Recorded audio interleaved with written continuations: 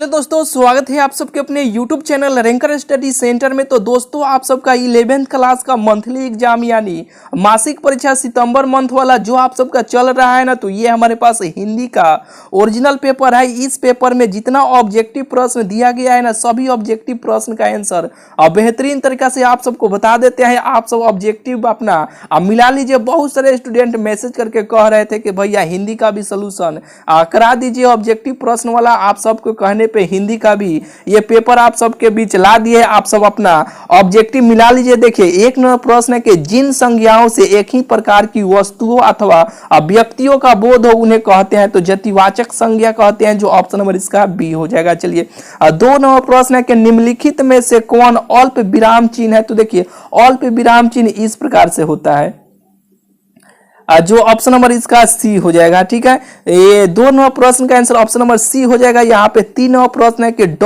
वर्ण का उच्चारण स्थान है, तो इसका ट्रिक सिखाए थे ना। जैसे कि देखिए, क से लेके क ख ग घ अंग च छ ज झ य, ये सब ट्रिक सिखाए थे ना। जैसे के टी एम दो के टी को दो, यानी क से लेके अंग तक का उच्चारण स्थान के यानी कंठ होता है, के होता है यानी कंठ होता है। जैसे क ख ग घ अंग, इस सब का उच्चारण स्थान के होता है यानी कंठ होता है। च छ ज झ य सब का उच्चारण स्थान यानी टी होता है यानी तालु होता है। ट ठ ड ढ र सब का उच्चारण स्थान क्या होता है, एम यानी मुद्रा होता है। दी यानी दंत, ओ यानी ओष्ठ, के यानी कंठ, ती यानी तालु यानी कंठ तालु। ये सब बेहतरीन तरीका से ट्रिक सिखाए थे। तो ट ठ ड यानी मुद्रा हो जाएगा, जो ऑप्शन नंबर इसका सी हो जाएगा। ठीक है, तीन का ऑप्शन नंबर सी हो जाएगा। चलिए, चौथा नंबर प्रश्न है कि प्रकाश शब्द में कौन उपसर्ग है। तो इसे पहचानने का ट्रिक सिखाए नहीं थे कि उपसर्ग यानी उप, देखिए उपसर्ग प्रत्यय दोनों भाई जैसा ही नहीं लगता है। कोई है कि हाँ उपसर्ग प्रत्यय दोनों भाई जैसा लगता है, तो उपसर्ग पहचानने का ट्रिक किया है कि इसके नामे में छुपा हुआ है इसका ट्रिक। जैसे कि देखिए, उप प यानी पहले जो भी शब्द रहेगा उसके पहले वाला उपसर्ग हो जाएगा, तो प्र उपसर्ग हो जाएगा। अब बाद वाला प्रत्यय हो जाता है। बाद वाला क्या होता है, प्रत्यय होता है। लेकिन प्रत्यय पहचानने के लिए आपको ये एक बार जो भी शब्द रहेगा उस शब्द को उच्चारण कीजिएगा। जो उच्चारण करने पे जो आएगा देखिएगा, अगर ऑप्शन में वो दिया होगा तो समझिए कि वही उसका प्रत्यय हो जाएगा। जैसे कि देखिए, लड़ाई शब्द में कौन प्रत्यय है।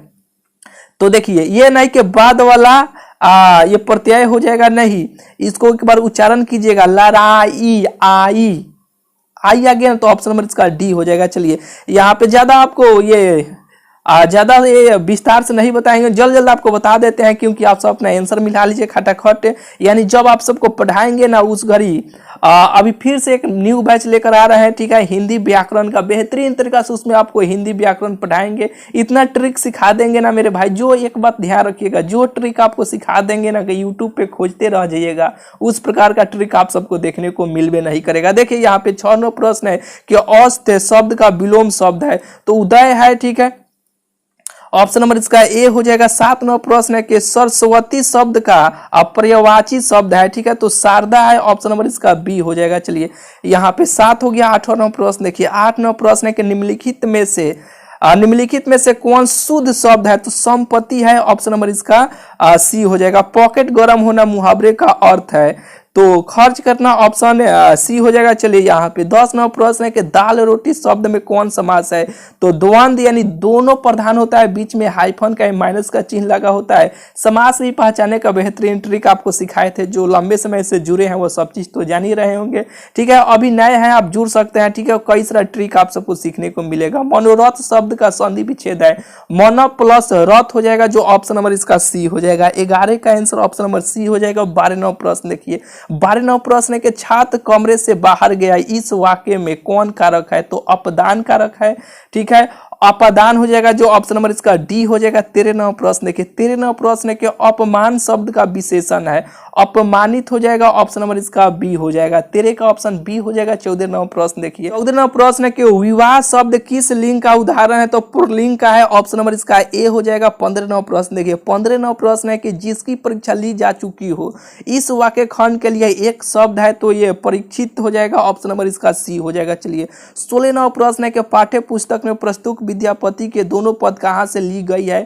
तो विद्यापति पदावली से, ऑप्शन नंबर इसका डी हो जाएगा। चलिए 17वां प्रश्न है कि हल्कू कैसे जान सका कि रात अभी पहर भर बाकी है, तो सब तरसी को देखकर, ऑप्शन नंबर इसका बी हो जाएगा। 18वां प्रश्न है कि बाकी चुकाने के लिए ही तो हमारा जन्म हुआ है, पेट के लिए मजदूरी करो ऐसी खेती से बाज आए, प्रस्तुत कथन किसका है, तो मुनिरनी का है। ऑप्शन नंबर इसका ये हो जाएगा 18 का। ठीक है, चलिए हो गया 19वां प्रश्न के बहुत ही जल्द सबका सलूशन करा देंगे। अगर ये पूरा पीडीएफ आपको चाहिए तो गूगल पे जाके लिखिए रैंकर स्टडी सेंटर, वेबसाइट आ जाएगा, उस वेबसाइट से ये पूरा पीडीएफ और पूरा सब्जेक्टिव का भी आंसर पीडीएफ के रूप में आप लोग डाउनलोड कर सकते हैं। पहले आप ऑब्जेक्टिव का ये आंसर देख लीजिए। ठीक है, कविता की परख शीर्षक पाठ की और विदा है, तो यह निबंध है। ऑप्शन नंबर इसका सी हो जाएगा। ठीक है, चलिए 20वां प्रश्न है कि किस मानसिक शक्ति के बिना ना तो अच्छी कविता ही हो सकती है और ना उसका पूरा आनंद ही लिया जा सकता है, तो ये आश्चर्य, ऑप्शन नंबर इसका बी हो जाएगा। ठीक है, 21वां प्रश्न है कि तुलसीदास जी ने किसके मुंह से यह वचन कहलाया है कि जो जनतेऊ बन बंधु बिछोहू पिता वचन मन तेऊ नहीं और ओहू। ठीक है, तो ये राम, ऑप्शन नंबर इसका डी हो जाएगा। ठीक है, चलिए 21 हो गया। 22वां प्रश्न है कि रामचंद्र शुक्ल के अनुसार कविता का उद्देश्य क्या होता है। ठीक है, तो 22वां प्रश्न का आंसर ऑप्शन नंबर इसका ए हो जाएगा, हृदय पर प्रभाव डालना। ठीक है, चलिए 22 हो गया। 23वां प्रश्न के हिंदी के महान कथाकार प्रेमचंद्र का जन्म कब हुआ था, तो 23वां प्रश्न का आंसर ऑप्शन नंबर सी हो जाएगा यहाँ पे। 24 नंबर प्रश्न है कि विद्यापति ने कमल पुष्प को नायिका के किस अंग की उपमा में असमर्थ ठहराया है। ठीक है, तो ये 24वां प्रश्न का आंसर ऑप्शन नंबर इसका डी हो जाएगा। ठीक है, हाथ हो जाएगा। ठीक है, चलिए 25वां प्रश्न है कि विद्यापति रचित पद में मुरारी शब्द किसके लिए आया है। ठीक है, तो 25 का आंसर ऑप्शन नंबर इसका सी हो जाएगा, कृष्ण के लिए आया है। चलिए यहाँ पे 26वां प्रश्न है कि सच बोलने पर संसार किसको मारने दौड़ता है, तो ये 26वां प्रश्न का आंसर ऑप्शन नंबर इसका ए हो जाएगा कबीर को। ठीक है, चलिए 27वां प्रश्न है कि कबीर की दृष्टि में सही ज्ञान क्या है, तो 27 का आंसर ऑप्शन नंबर सी हो जाएगा, आत्मज्ञान है। ठीक है, चलिए 28वां प्रश्न है कि साखी शब्द और रामायणी की रचना किसने की है, तो 28 का आंसर ऑप्शन डी हो जाएगा, कबीर ने किए हैं। ठीक है, चलिए 29वां प्रश्न है कि भक्त कौ इत्री मीराबाई किसकी उपासिका थी। ठीक है, तो ये 29 का आंसर ऑप्शन नंबर ए हो जाएगा, कृष्ण की।